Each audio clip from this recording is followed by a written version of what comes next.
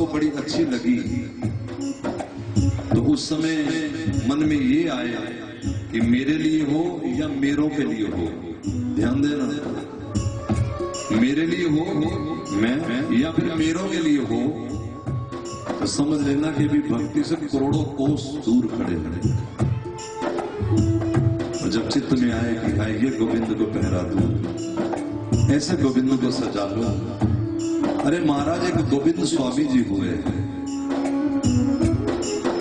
गोविंद स्वामी श्रीनाथ भगवान अब जयपुर चले गए, पहले गोवर्धन के ऊपर इनका मंदिर है। ये भगवान से सखा भाव रखते थे, भगवान के संग खेला करते। और इन्हीं के महाराज गुरु भाई कृष्णदास, जिनका नाम अधिकारी रख दिया, कृष्णदास अधिकारी। भक्त वैसे दास होते हैं, अधिकारी इसलिए कह दिया गया क्योंकि इनको भगवान ने अधिकार दे दिया था। अधिकार दे देते हैं परमात्मा जो उनके अपने जन होते। इसलिए भगवान ने गीता में कहा, अर्जुन जो मेरे को प्रेम से उपासते हैं, मैं उनमें हूं, वो मुझ में है। उनमें और मुझ में रत्ती भर का भी अंतर नहीं होता। कृष्णदास अधिकारी आगरा गए, जरा ध्यान देना, तो जलेबी तल रहा था एक जलेबी वाला। अरे कितनी मीठी मीठी सुगंध आ रही है, कितनी सुंदर जलेबी चल रहा है ये। मैं श्रीनाथ जी को भोग लगाना चाहिए, क्या करूं, कैसे करूं। और सोने के थाल में मनी मन उस जलेबी को धर के अपना हाथ उठा दिया कि प्रभु ये भोग स्वीकार करो।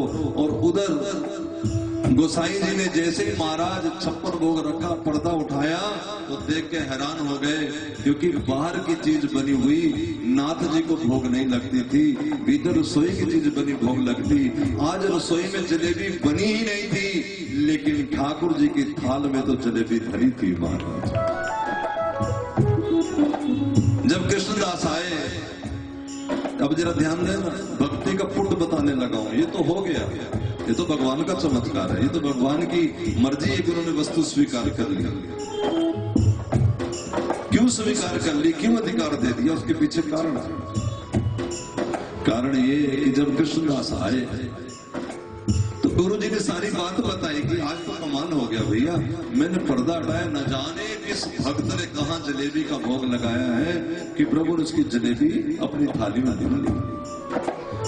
अब हमारे तुम्हारे जैसा होता तो फट कहता, मैं लगाया सी ना, तो आ गई बात, देखो कमाल हो गया, मैं तो सिद्ध हो गया। लेकिन कृष्णदास जी ने कुछ बताया नहीं। ध्यान दो, जैसे बच्चा जब रोटी खाता है ना, तो माँ और रोटी देती है, लेकिन यदि बच्चा वमन करने लग जाए, उवाकी आ जाए, उल्टी आ जाए, तो फिर मां और रोटी देगी। इसी तरह परमात्मा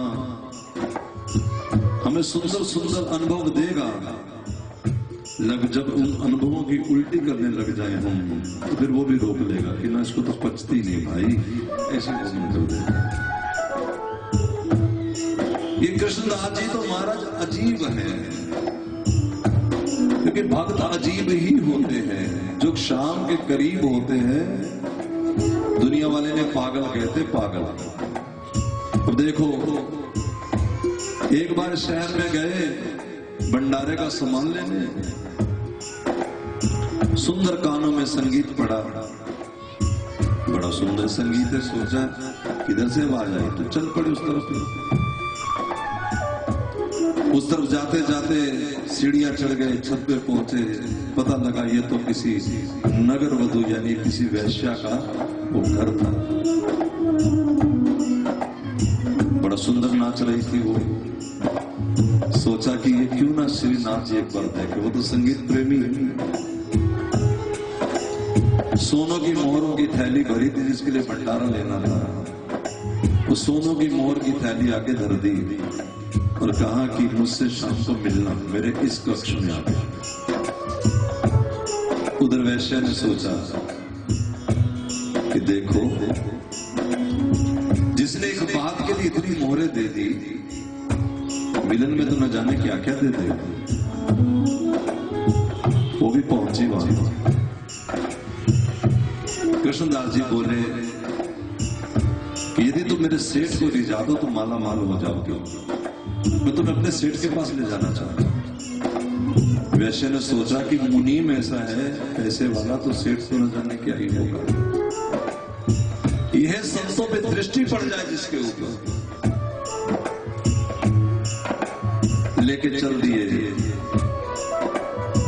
सुंदर उस जो बैलगाड़ी थी जिसमें सामान रखना था, उसमें पीछे वैश्य बैठे, उसके साज वाले बैठे। अब वैश्यों का हाव भाव अपना है, अटकती मटकती, तो लोग सोचते हैं कि देखो अब बाबा जी नवे नवे काम करने लगे, बताओ। लेकिन जगत की परवाह जिसे है वो गोविंद से प्रेम नहीं कर सकते, वो भक्ति नहीं कर सकते। मेरे भाई बहन, इसको समझो।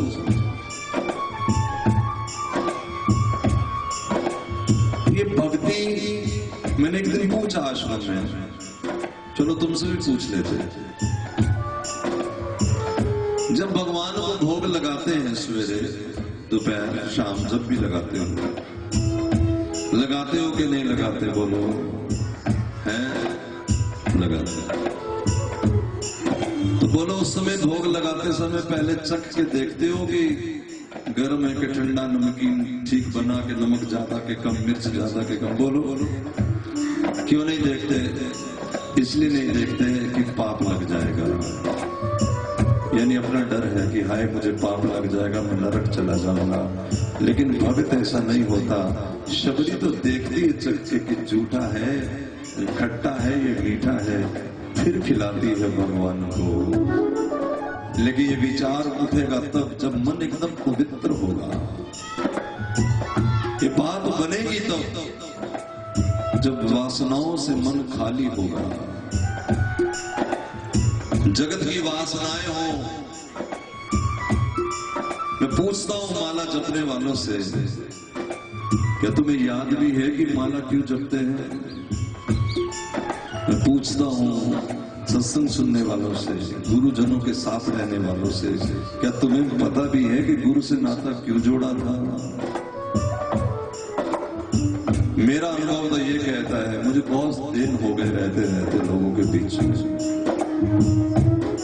सवेरे सैर करने वाला जैसे घर से निकलता है चलने के लिए, ध्यान देना, वो 5 किलोमीटर चलता है, लेकिन 2 घंटे बाद वो घर ही वापस खड़ा होता है। क्यों? क्योंकि उसकी कोई मंजिल नहीं होती, वो केवल चलने के लिए चलता है। इस तरह हमें पता लगा कि ये ऊंची चीज है, ये अच्छी चीज है, ये महान चीज है। इस नाते तो हमें नंबर मिल जाएंगे थोड़े से, लेकिन हम अच्छे बनने के लिए भजन कर रहे हैं। बस हम अपने आप को साबित कर रहे हैं अपने आप में कि हम अच्छे। मेरे भाई बहन, अच्छों को भगवान नहीं मिलता, चाहने वालों को भगवान मिलता है। अच्छा बुरा कोई चक्कर नहीं होता, अपि चेत सुदुराचारी, उसकी भी बात बन जाएगा। लेकिन बस मुझे चाहे। शिशुपाल गालियां दे रहे हैं, उसे भगवान ने अपना लिया।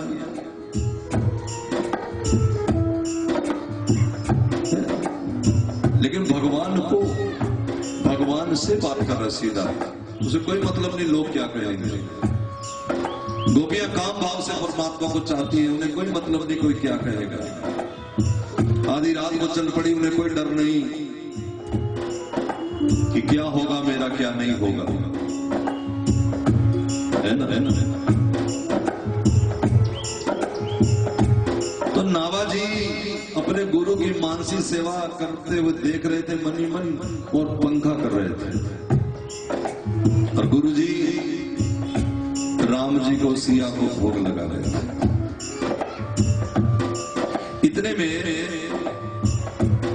दूर से एक व्यापारी, जो अग्रदेव जी का शिष्य था, शिष्य भी कई प्रकार के होते हैं, एक ऐसे भी होते हैं कि चलो गुरु दीक्षा ले ली, बस ठीक है, चलो इस जन्म में कम से कम इतना काम कर लिया, अगले जन्म दूसरा कर लेंगे, अगले जन्म तीसरा कर लेंगे, फिर जन्मों जन्मों का उनका चैप्टर होता है। और कईयों को इसी जन्म करना होता है, अपना अपना हिसाब होता है। जिंदगी सबकी अपनी अपनी होती है, इसमें कोई किसी को मजबूर तो कर नहीं सकता। गुरु तो यही विचार बना के बैठते हैं कि जो मिला है वो इसी बारी पार हो जाए, लेकिन सामने वाले ने विचार नहीं किया तो क्या हम और तुम तब नहीं थे जब कृष्ण अवतार हुआ? क्या हम और तुम तब नहीं थे जब राम अवतार हुआ?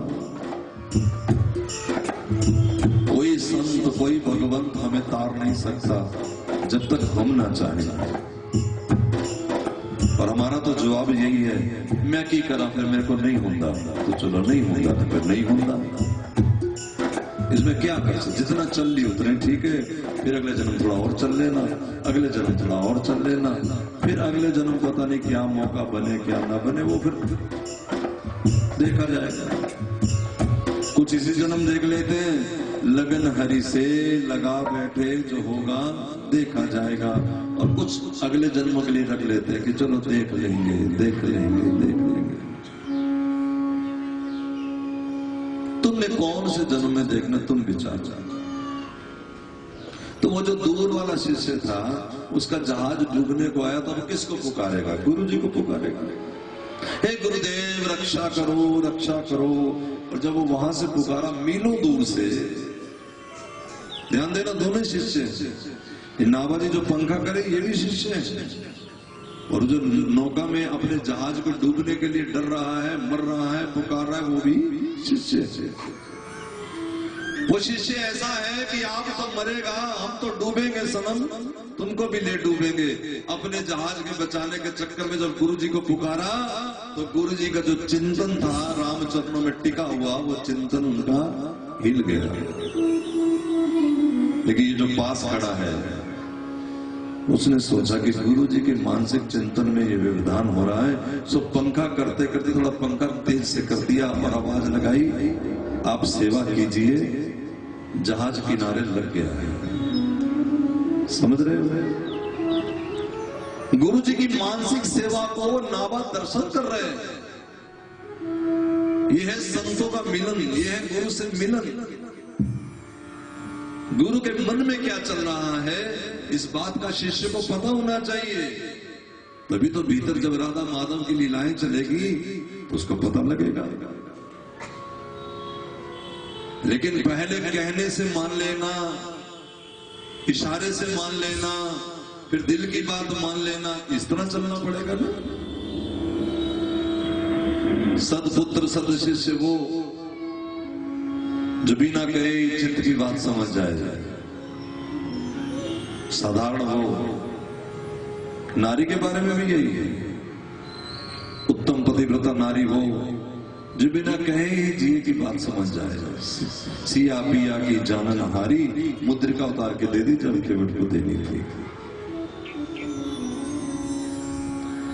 मध्यम वो होता है जो कहने से मान लेते हैं, लेकिन महाराज वो सचमुच अपना पापी ही होता है जो कहने से भी नहीं मानते, बल्कि आगे से बहस करते। गुरु जी तो इस बात को सह जाएंगे, वो तो ये मानेंगे क्या कि मेरे ही कर्मों का फल है। वो तो इस तरह कहते हुए अपना निपटारा करते चले जाएंगे, अपने चित्त को समझाते चले जाएंगे। लेकिन जिसके लिए घर छोड़ा, जिसके लिए दुनिया छोड़ी, जिसके लिए दीक्षा ली, जिसके लिए सत्संग किया, जिसके लिए गुरु से निवेदन किया, वो वस्तु मिलने से हम वंचित हो जाएंगे। नाभा जी ने कहा कि जहाज किनारे लगा दिया, हे गुरुदेव आप सेवा कीजिए। अब गुरुदेव का माथा ठनका और आंख खोल के पूछा कि तुम कौन हो? ध्यान दो जरा, इतना चित्त डूबा हुआ है उस प्रेम नगर में, उन्हें पता ही नहीं मैं कहां खड़ा हूं। आवाज कान में जरूर आई, धीरे से पूछा तुम कौन हो? आगे से उत्तर दिया कि जिसको तुमने संतों के प्रसादी से पाला है, सीत प्रसादी से, आपका सेवक नाभा। ये दरअसल अगर देव जी को एक दिन राह में मिले थे नाभा जी, माता पिता का देहांत हो गया था। अगर देव जी अपने गुरु भाई कील देव के साथ आ रहे थे, तो इनसे उन्होंने प्रश्न पूछा था एक कि बेटा तुम कौन हो? तो नावा जी ने आगे से कहा, अब जरा ध्यान दो हम कौन हैं। नावा जी का उत्तर, शरीर 5 तत्व का है और आत्मा को कोई नाम नहीं है। मैं क्या बताऊं मैं कौन हूं? शरीर 5 तत्वों का है। जल फूक जाएगा, जल में जल मिल जाएगा, मिट्टी में मिट्टी मिल जाएगी, अगन में अगन, वायु में वायु, आकाश में आकाश, फिर बचेगी आत्मा, और आत्मा का कोई नाम नहीं होता। मैं क्या बताऊं? अच्छा कहां से आए हो? देख लो भक्तों के जो उत्तर होते हैं। पहला उत्तर समझ गए? ये जो डींग मारते रहते, मैं वर्मा जी, मैं शर्मा जी, मैं मोटा, मैं गोरा, मैं काला, ये तो शरीर है। इसमें तुम्हारा क्या रोल है मुझे तो बताओ। तुम्हारी इसमें क्या खासियत है? हमारे तुम्हारे पास अगर अपना है तो अपना अभिमान है, बस और कुछ भी नहीं। केवल अभिमान है, वो भी कोरा झूठा अभिमान। क्योंकि घर हमारा नहीं, जन्म हमारा नहीं, लड़की बने लड़का बने ये हमारे बस की बात नहीं, गोरे बने काले बने ये हमारे बस की बात नहीं, शर्मा जी बने वर्मा जी बने ये हमारे बस की बात नहीं, सांस तक लेना हमारे बस की बात नहीं। पर डींग किस चीज की मार रहे हैं? झूठा अभिमान, कोरा अभिमान। तुम्हारा रक्षक कौन है? कहां से आए हो? उत्तर दिया कि जहां से सब आए हैं वहां से मैं आया हूं, और जो सब का रक्षक है वही मेरा रक्षक है। गुरु जी बोले तो कोई महान आत्मा है भैया, इसको संग ले जाओ। और ले जाकर के नावा जी को इन्होंने नाम दिया, और नाम दे करके इन्होंने संतों का प्रसादी पर रख दिया। जैसे पहले भोग लगता ठाकुर जी को, और फिर ठाकुर जी के बाद संतों महंतों को भोग लगता, और फिर उसके बाद जो प्रसाद बचता नावा जी वो प्रसाद पाते। और संतों की शीत प्रसादी में तो महाराज बड़ा ही असर है। ये बात नारद जी बताते हैं, व्यास महाराज को कि मैं पिछले जन्म में दासी पुत्र था। मेरी माँ दासियों के यहाँ दास्तव करती ब्राह्मण के यहाँ, और वहां एक बार संत समाज आ गया। माँ ने मुझे भी सेवा में लगा लिया, भाग के रोटी दे आओ, भाग के कपड़ा दे आओ। मैं भागा भागा जाता, साधु लोग कथा सुनाते मीठी मीठी, मैं बैठ के कथा सुनता, चरण दाबता रहता। फिर जब मैं भोग लग जाता महात्माओं को, वो जो जूठन बचती थाली में, अब लोगों के लिए जूठन होती है, लेकिन वो महाप्रसाद उसे कहते हैं। जो भगवान को भोग लगे उसे प्रसाद कहते हैं, और उस प्रसाद को जब महात्मा पा लेते तो उसे महाप्रसाद कहते हैं। लेकिन नलायक को कोई कहते हैं ना महात्मा लोग पालो, तो नहीं मेरा पेट भरा हुआ, घर बनी हुई है। वो घर जो बना हुआ वो तो कुछ और है ना भाई। इसलिए लोग कहते हैं, संत और साधु कहते हैं, पहले संतों के पास रहनी सीखो।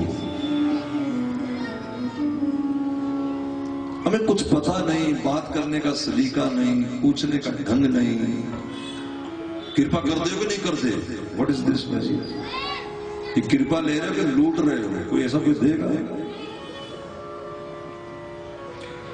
हमने एक पुरानी एक बात सुनी थी। दिल्ली में कोई व्यक्ति था, बड़ा बेकार आदमी था, वो जुआ खेलता था।